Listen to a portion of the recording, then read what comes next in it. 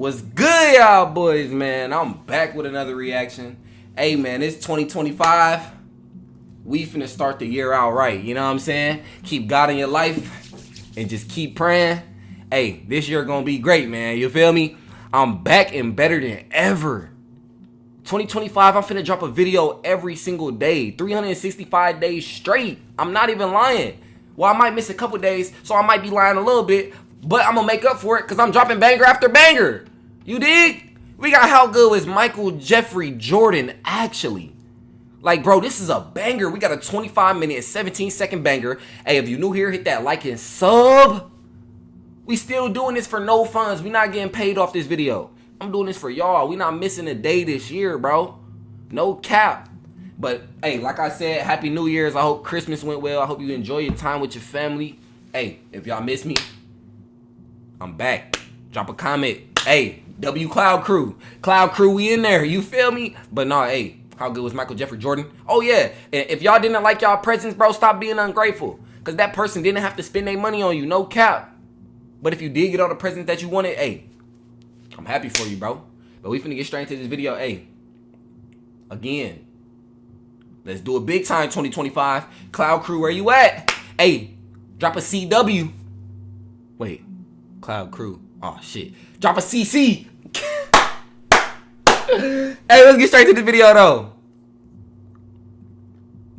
Jordan scored 50 points or more in the playoffs 8 times, more than Kobe, KD, LeBron, and Wilt combined.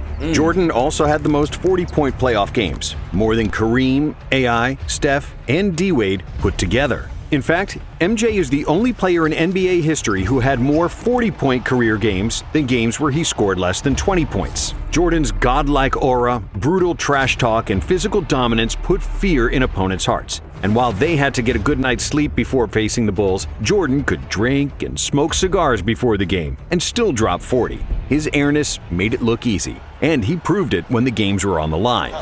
Game on the line. Who would take the last shot? Me. Game on the line. Who do you want taking the last shot? I ain't gonna lie. I'm taking Jordan himself. I ain't gonna lie. I believe, you know what I'm saying? Look at his eyes. Bro, he already knew, like, nigga, what? Me. Bro, he knew, like, come on, bro. I want Jordan. Jordan wants Jordan. If Jordan wasn't Jordan, he'd pick Jordan. I ain't gonna lie. If any of y'all think that somebody else should have the ball in their hands with the clock ticking down, y'all let me know in the comments, bro. Who do y'all want? Y'all want Larry Bird? Hey, Bird was a menace. Y'all let me know if y'all taking anybody other than Michael Jordan for the last second shot. Y'all let me know. 8 times Jordan scored the game-winning shot, including 7 game winners in the playoffs. And MJ wasn't just a scorer. He had the most first-team all-defense selections ever with 9. He's the all-time blocks leader by a guard and has the most seasons with over 200 steals, with 6. In 1989, when the Bulls lost their starting point guard, Coach Doug Collins made Jordan play the point, and he notched 10 triple-doubles in 11 games, averaging 30 points, 11 assists, and 9.5.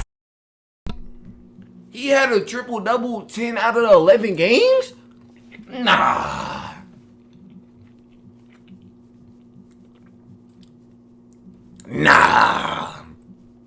I ain't gonna lie, these watermelon Sour Patch joints so freaking juicy. But nah, bro. 10 out of 11 games, he had a triple-double. Bro, he might as well have been a point guard, bro. No cap. He might as well have been a point guard, bro. How many of y'all would have preferred Michael Jordan just to play point guard each and every game, bro? His averages might have went even more crazy. I ain't gonna lie, y'all be trying to say LeBron was a point guard and he was tough and shit.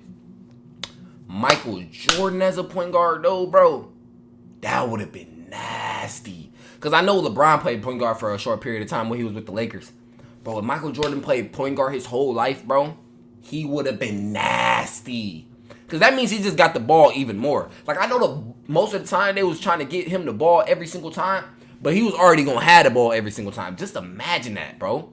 You'd have to literally guard him full court. Bro, it's a lot of stuff that could have been changed, bro. Rebounds per game. Between 1991 and 1996, MJ played 13 consecutive playoff series where he averaged more than 30 points per game, retiring with 6 rings, 5 MVPs, and a 6-0 record in the final. But despite his seemingly invincible legacy, Jordan did have some weaknesses. MJ led the NBA in field goal attempts 9 times during his 13 years in Chicago, and he was a bit of a ball hog, especially in his early career. Jordan also had some bad playoff games, and he certainly wasn't the most pleasant teammate. So, how good was Michael Jordan actually? And is he really the GOAT? To answer that, we'll start with his genetics and God-given talent. Michael Jordan was supposed to be short. Nobody in his family was taller than 5'9", and as a high school sophomore, Michael was famously cut from his varsity basketball team because he was only 5'11". It sounds sad, but it's true. However, the Jordans were blessed with supreme athleticism. Just look at Michael's older brother Larry, who could dunk at 5'8". So, when an unexpected growth spurt pushed Michael to 6'6", he became unstoppable. By the end of his high school career... Nah, bro. I ain't gonna lie, bro. Ain't no way he just magically grew from 5'11" to 6'6", bro. When I was 5'11", I knew it was GG's, bro. I only grew to 6'3". Like, why couldn't I get a couple more? Bro, I feel like once you, like, know you finna hoop, I feel like once you, like, are heading to the NBA, bro, you just automatically start getting taller, bro. Like, if I was going to the NBA, I would just magically be 6'5". Like, bro, how did he... Because I be seeing some crazy stuff. Like, Anthony Davis grew, like, 10 inches. He was, like, a point guard. Y'all know what I'm talking about? Bro. Like, what was his name?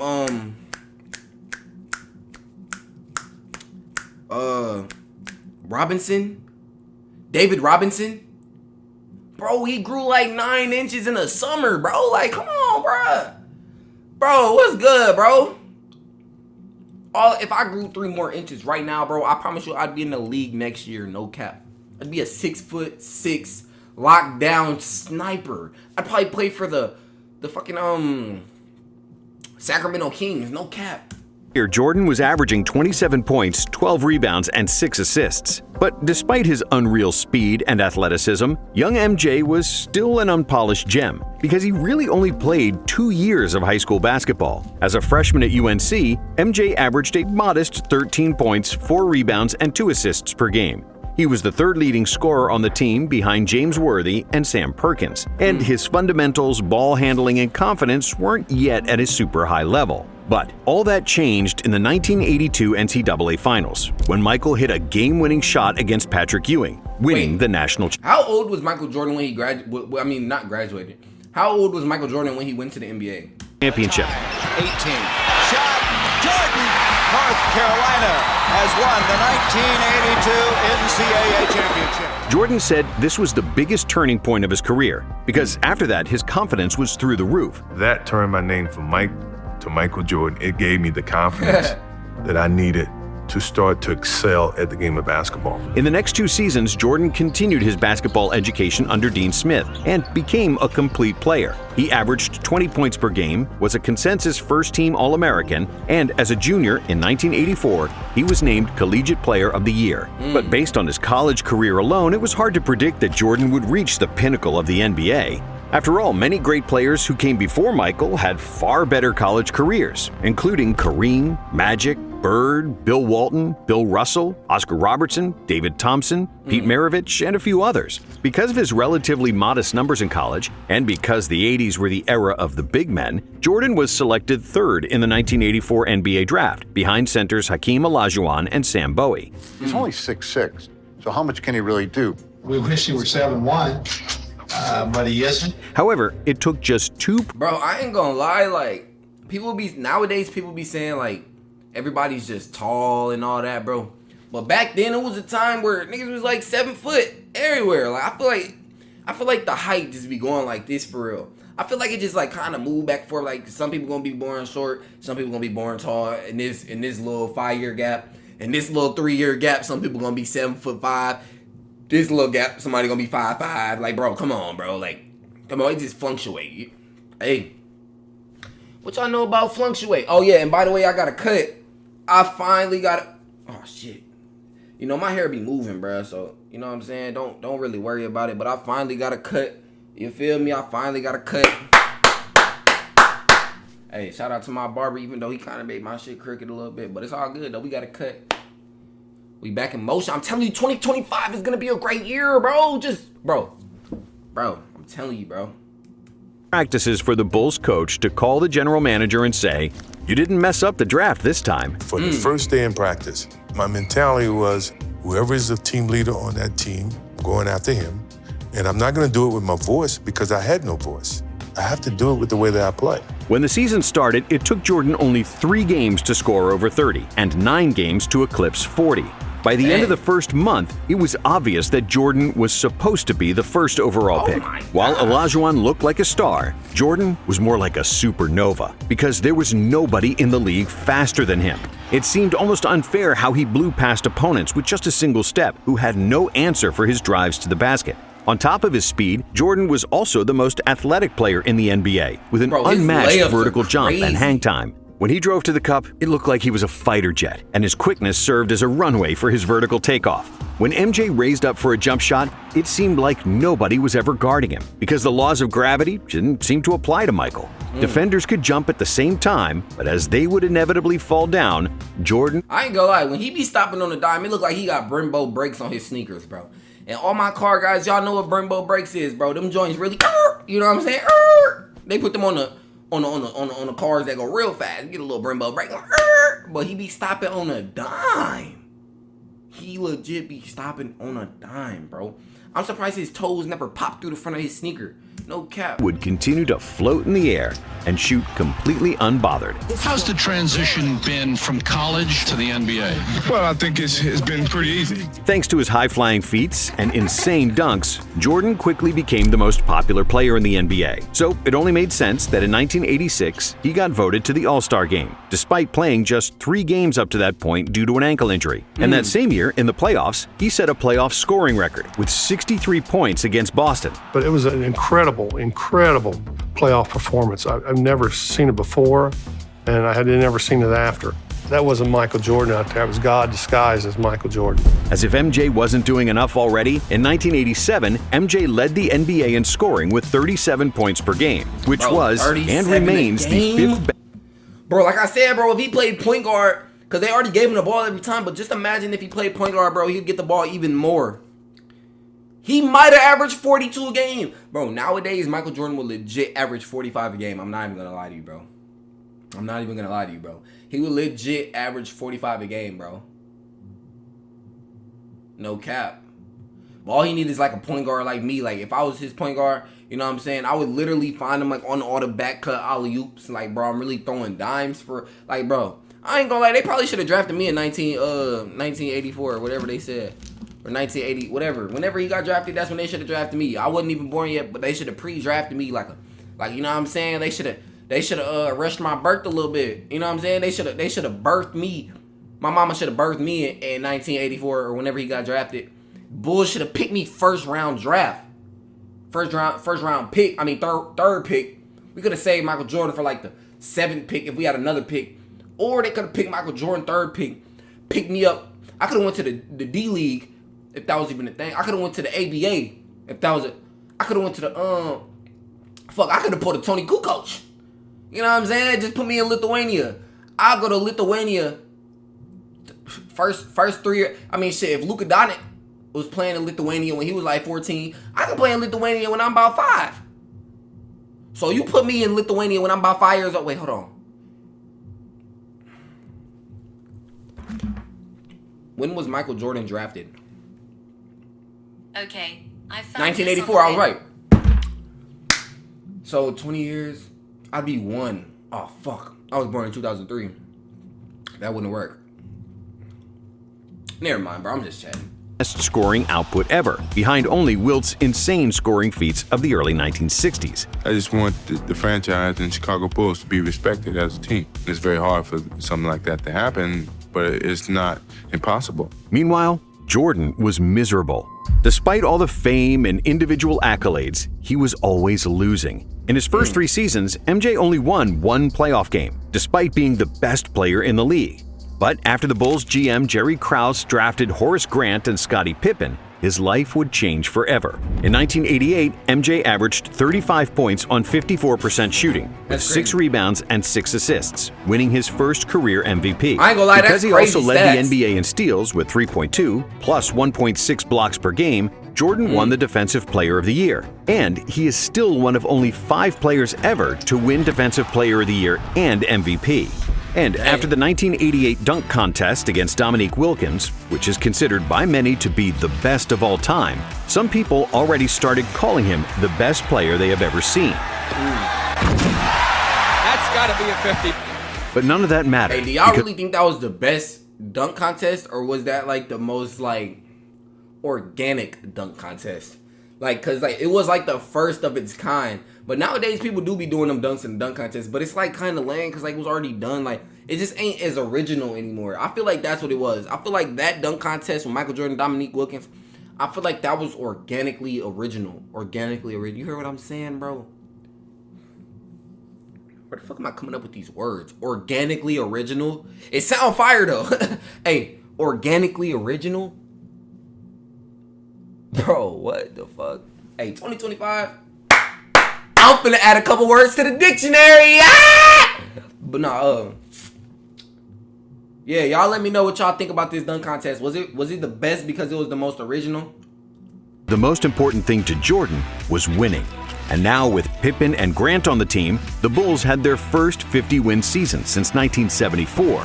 Chicago then finally advanced in the playoffs, winning the first round over the Cavaliers, with MJ averaging an insane... Bro, I ain't gonna lie, bro. If I was born in 1970, bro, I'd probably be like a top 5 hooper in the league of all time. I ain't gonna lie. Yeah, I might think I'm capping, bro, but I'm really like that. Like, my game really translates to the 1980s. I ain't gonna cap. I play real physical, you know what I'm saying? I like to fight mid-game. I got bounce, and I take it to the rim. You feel me? I shoot some threes, but only when it's open. On 4 shots. I'd probably be, bro, I ain't gonna lie, I might have went top 20. In 1975, I might have went top 20. Go watch my highlights if you think I'm lying. 45 points per game. However, in the second round, a more experienced averaging an insane 45 points per game.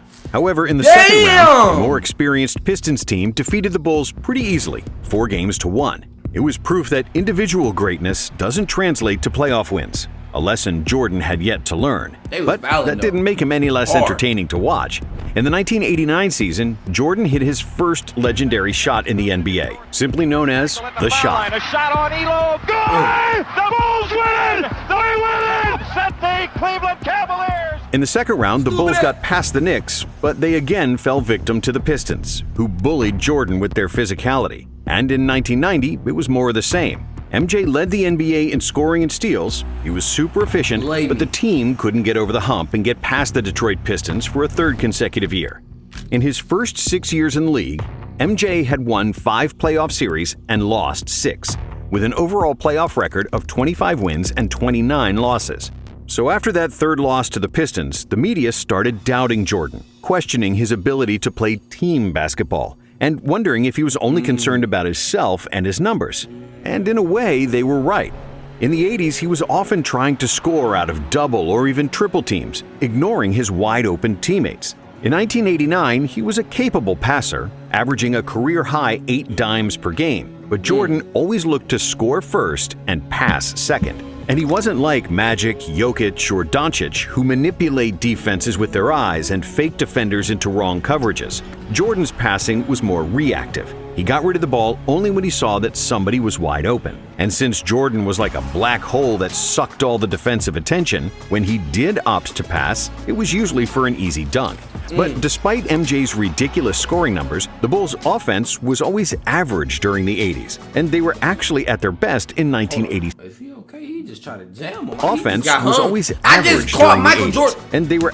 I just seen the first time I ever seen Michael Jordan get hung. So if any of y'all out there still trying to dunk, y'all keep getting hung, bro, it's okay, bro. Michael Jeffrey Jordan, the GOAT of basketball, has officially got hung. These ridiculous scoring numbers, the Bulls' offense was always average during the... I was a foul, but he still got hung. 80s, and they were actually at their best in 1986, when Mike missed 80% of the season due to an ankle injury. It wasn't until 1990, the arrival of Phil Jackson and the emergence of Scottie Pippen, that the Bulls' offense cracked the top 5 in the NBA. Pippen's passing and pushing the ball in the open court created lots of space for Jordan, who could finally trust someone else to make plays for him consistently. But Pippen's value was maybe even more pronounced on the defensive end. With an enormous wingspan, agility, and a motor to cover multiple players on one possession, Scottie was just what Michael was missing. Pip's presence allowed Michael to play free safety on defense, jump into passing lanes for steals, and he didn't need to waste his energy guarding the best opposing player, because Scottie usually did that. And after agonizing defeats against the Pistons, MJ decided to bulk up, which was unprecedented at the time. Players didn't spend much time in the gym, and if you look at all the players in the 80s, they looked lean, but hardly anyone was super muscular. So when MJ returned for the 1991 season, he was still super quick, athletic, and could contort his body in the air like no one else. But this time around, he was also much stronger, which allowed him to absorb contact better and bully smaller players with his size. What also helped Michael was the arrival of coaches Phil Jackson and Tex Winter, who instituted the triangle offense, which was based on cutting in open spaces and playmaking out of the post. If executed properly, the triangle was believed to be the most optimal offense to optimize spacing. MJ didn't have to bring up the ball all the time and force his shots, and he was receiving the ball closer to the basket, where he'd bully smaller defenders and dominate like never before. Even though Jordan was phenomenal from the moment he stepped into the NBA, in 1991, he was at his best, and he won his second MVP award. The 91 Bulls had the best offense in the NBA, and they crushed the opposition in the Eastern Conference. They swept the Knicks, beat the 76ers in 5, and then finally got their revenge against the Pistons. This time, it wasn't even close, as Detroit was on the decline after 3 straight NBA Finals trips, while the Bulls were ascending. MJ swept Isaiah and the Pistons, who famously left before the final buzzer of Game 4, refusing to shake the Bulls' hands. Nah, that's bad, bro. They didn't shake their hands, bro. Hey, all my youngins out there, bro, do not do what they did, bro. Lambeer, don't be like him. First of all, Lambeer, that's a dirty player. Second of all, not shaking the opposing team's hand after the game, bro, it just shows who you are, bro. It don't matter how the game went, bro. I ain't gonna lie. We finally got over the hump of the loser's mentality. We were starting to become a winning franchise. And, you know, this guy was the limit. But in the NBA Finals, another legend awaited, Magic Johnson. And it seemed like the 5-time NBA champion still had the upper hand when the Lakers defeated the Bulls at home in Game 1. That is, until Phil Jackson made the adjustment to have Pippen guard Magic, which turned the series around. And in Game 2, Jordan dazzled the world with another iconic move, switching hands mid-air to score an acrobatic layup.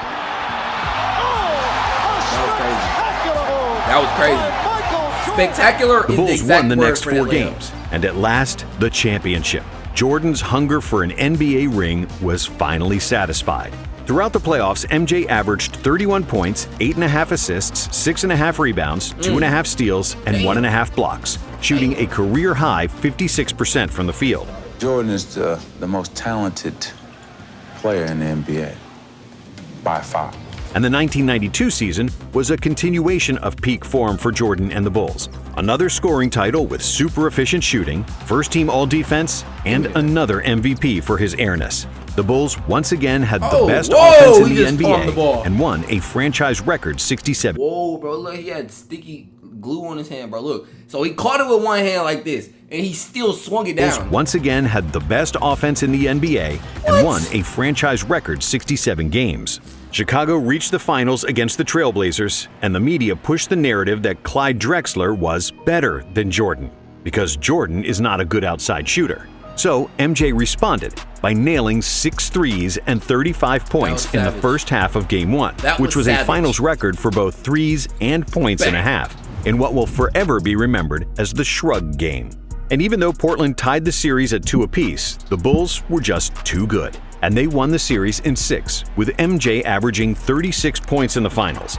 After the second finals and the Dream Team experience in Barcelona, Pippen and Jordan came into the 93 season with an empty tank. The Bulls weren't as dominant in the regular season. I'm not gonna lie, bro. If Jordan shot like 8 to 10 threes a game, he might actually have been like even more crazy. Cause he gonna start getting hot and start hitting them shots and all that. Like, it was gonna be normal. Bro, I ain't gonna lie, he should have just been like, I'm already the greatest. I might as well just start taking 10 threes. But again, I seen an interview with Michael Jordan talking about how he likes to get to the rim. It's like way better. Like, he don't want to just sit there and shoot threes. He wants to get to the rim.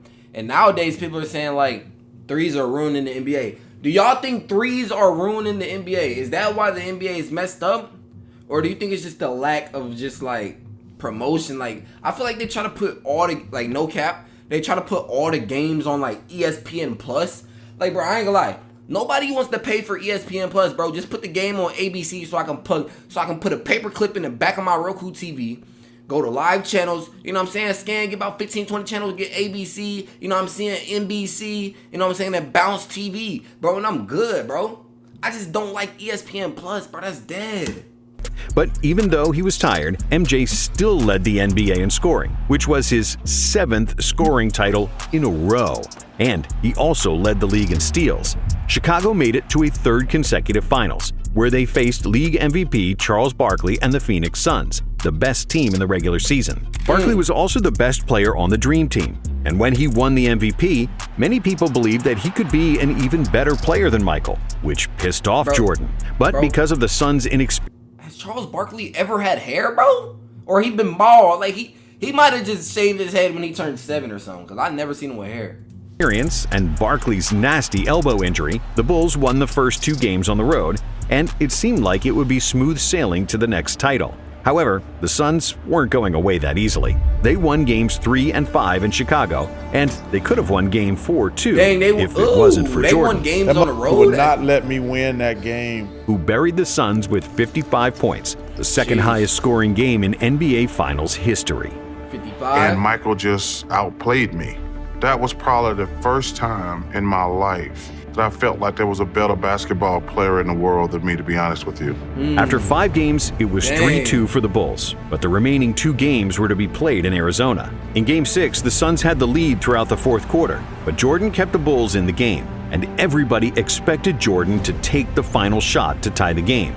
But MJ wasn't the same stubborn player as before, and he gave up the ball early to set up an open shot for John Paxson. Now, if Steve Kerr would have missed that, would y'all all be like, man, that's why Jordan not the GOAT, because he passed it. He didn't want to live up to the moment. I ain't gonna lie, I know Jordan's the GOAT, but I'm going off the they be trying to say that about LeBron. They be like, man, LeBron shies away from big moments. But they just gave Jordan credit for, you know what I'm saying, not being as stubborn anymore and making the right play. But when LeBron makes the right play, y'all be saying that he's not built for the moment. He be trying to pass it to other teammates. So if Kerr would have missed that, do you think the media would have been like, Jordan's not built for the moment? Or do they just low-key be hating on LeBron? LeBron's my favorite player. If you did not know that, I'm a Lakers fan. But I know Michael Jordan's the GOAT. But I also know how legendary and how great LeBron is. There could be a big argument on how LeBron could be the GOAT. And I can see why. But I personally feel like Michael Jordan's better than LeBron. But LeBron is still up there, bro. And y'all just be hating. You feel me? Like, I feel like if you're a real basketball, like, lover and you know hoops, you gonna know who's better, but you're not gonna hate on the other person. I feel like people just be hating LeBron just because. You feel me? Like, bro, let's be for real, y'all. Y'all love hoops. I love hoops. Oops. I love oops. I ain't gonna lie. If y'all wanna go watch my highlights, oops, I be dunking the shit out the oops. But I meant to say hoops, but I need some water. But y'all get what I'm saying. Straight NBA championship. That was it. A three-peat, and MJ's legacy was set. Jordan finished the 93 finals with averages of 41, 8, and 6 on 51% shooting and 40% from 3. And this wasn't even his best playoff series statistically. MJ was on the top of his game, and his basketball IQ, winning mentality. My bad. Statistically, MJ was on the top of his game, and his basketball IQ, winning mentality, and physical dominance all synced in perfect harmony.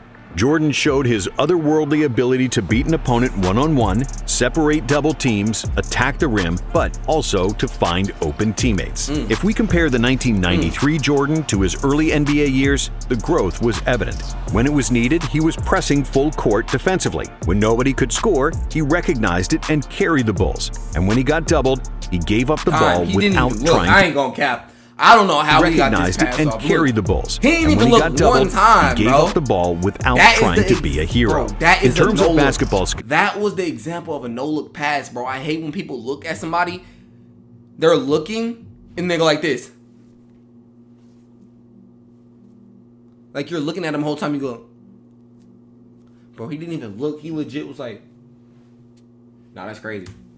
Jordan was physically a much stronger player who became a master of footwork and post-up game. When he reached the desired position with his back to the basket, he'd turn and stay in the air for what felt like an hour longer than his opponent, only to hit a patented turnaround jumper clean as a whistle. The memories of anyone doubting him were long forgotten. Everybody knew he was the best player alive, and many believed after that three-peat, he was already the best of all time. My love for this game is strong. I'm going to be here as long as my love is strong, Jordan told reporters after the finals in a champagne-soaked locker room. However, just 1 month later, his father was killed, and Jordan retired from basketball for a year and a half. The love for basketball was put on hold. I had him for 32 years, and he taught me a lot in 32 years. You know how many kids get that opportunity? Very few. In today's society, get the chance to spend that much time with their parents and get that type of info. 18 months and a stint. Bro, just him at the peak of his career, that's the last thing he get. Bro, and I ain't gonna lie, like I heard the story, like it was just two people trying to like rob his dad or something. And then like they just like shot him or something. I don't know. But they like try to rob him or something. I forget what happened because like he was trying to get him out the car.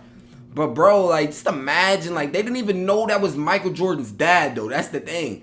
They probably just thought it was some random guy. And then it happened to be Michael Jordan's dad. Like, bro, it ain't even had to do with anything like on the bad side. Like it just happened to be random that two like hooligans like came and just did that. Like, bro, it's crazy like how that happened. Like at the peak of Michael Jordan's career, like he just three-peated, bro. Now he's playing baseball. Like, bro, that was just a crazy shift. I ain't gonna lie. In minor league baseball later, and the itch for the game became too strong. So Jordan released arguably the most famous two-word press release of all time. It came in a two-word statement, which is now just begging to have a Nike campaign built around it. Quote unquote, "I'm back." And it didn't take Jordan too much time to show that he was still the god of basketball. In just the 5th game after his return, he poured in 55 points against the Knicks in the infamous double nickel game. But overall, MJ struggled with his shot, shooting a career-low 41% from the field. And it turned out that playing baseball for a year and a half took a bite out of his greatness. Even the best players need to practice. And in the second round of the playoffs against Orlando, things didn't go according to plan. Even though Michael averaged 31 points on 48% shooting, the Bulls weren't as strong inside.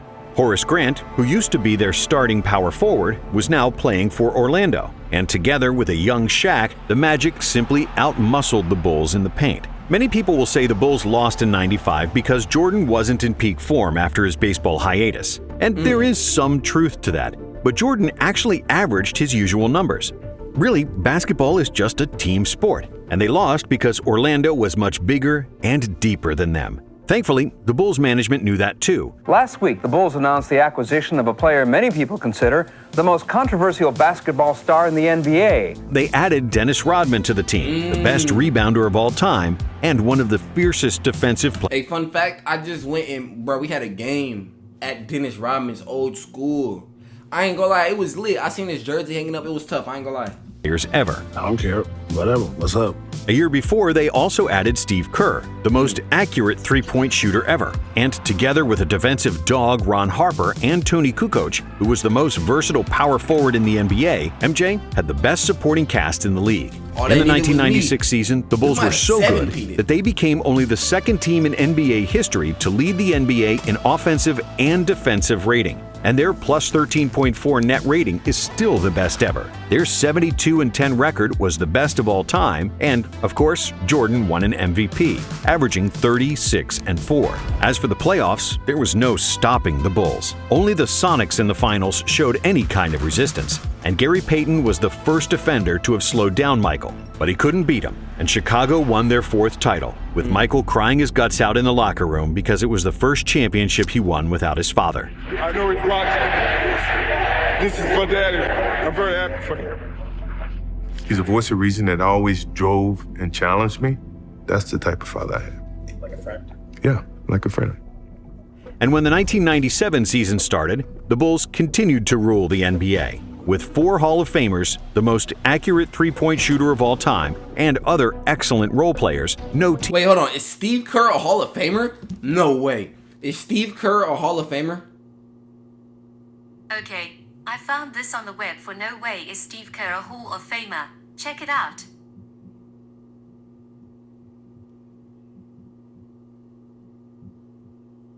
Steve Kerr has not been inducted in the Hall of Fame.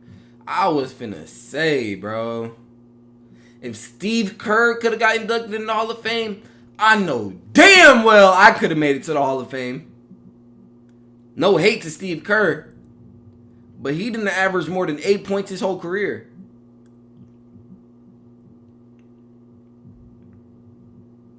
That's crazy. Anyways. Team could match up with Chicago. Running the triangle like a well-oiled machine, the Bulls dominated the regular season with 69 wins, and getting to the finals seemed like a walk in the park, as they only lost 2 games in 3 playoff series. But in the finals, it wasn't that easy. Hey, hold up. I don't want my computer to die while I'm doing video. Hold on, give me a second. Cause that would be bad. You feel me? That would be real bad. That'd be real bad. Hey, man, like I said, I hope y'all had a good Christmas. If y'all still watching to this point, I really mess with y'all for real. Like, y'all really my day ones. Any day ones here? If any of my day ones here, say here. Say here. Drop a comment while I'm doing this. Drop a comment. Drop a sub. If you're new here, drop a sub. 6K on the way. We still not getting paid for these videos yet. We're going to be maybe get back in motion February 2nd. Hopefully, YouTube, they mess with me. You know what I'm saying? I was on a little trial where I got hit with 90-day suspension. But it's all good. We back and better than ever. I'm doing this for y'all. That's how you know I really love this shit, man.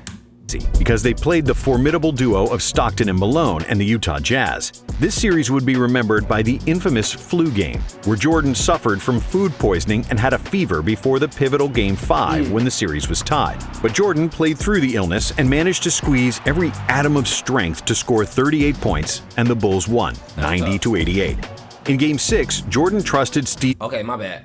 Let me ask this question. How long do you think the Jordan brand will last? Like, do you think there will ever be a time where, like, kids, like, down the road, like, your grandkids, do you think your grandkids will remember who Michael Jordan is? Or will it be like us, like, with Wilt Chamberlain? You know what I'm saying? Like, we know Wilt Chamberlain, but we don't know Wilt Chamberlain. Will our grandkids remember Michael Jordan? Or do you think they will still be selling Michael Jordans, like retro 5s and retro 3s and retro 1s? Like, do you think Jordan brand will last out for the next 200 or 300 years? Y'all let me know. Kerr with the final shot, and Kerr hit a jumper for the win in the final seconds.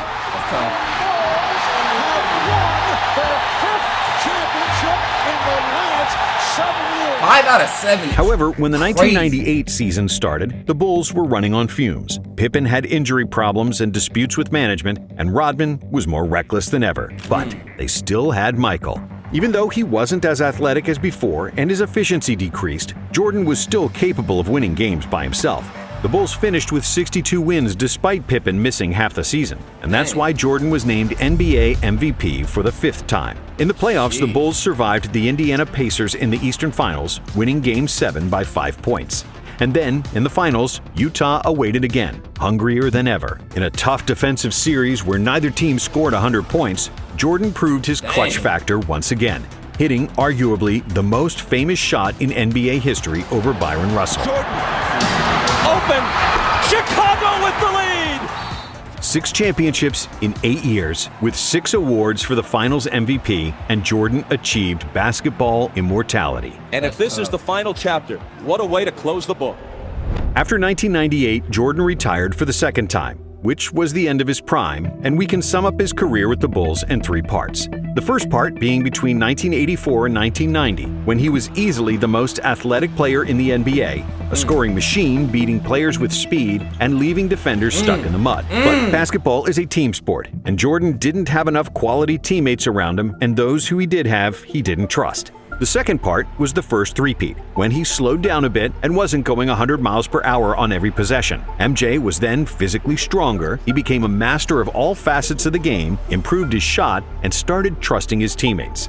And then came the second three-peat, where the Bulls had the deepest and most versatile team in the NBA. The Bulls with Pippen, rookie Kukoc, and Kerr won 55 games in the 1994 season, and they played without Jordan, Rodman, and Harper, who was maybe the most underrated teammate MJ ever had. When they all got together in 1996, it was game over for the league.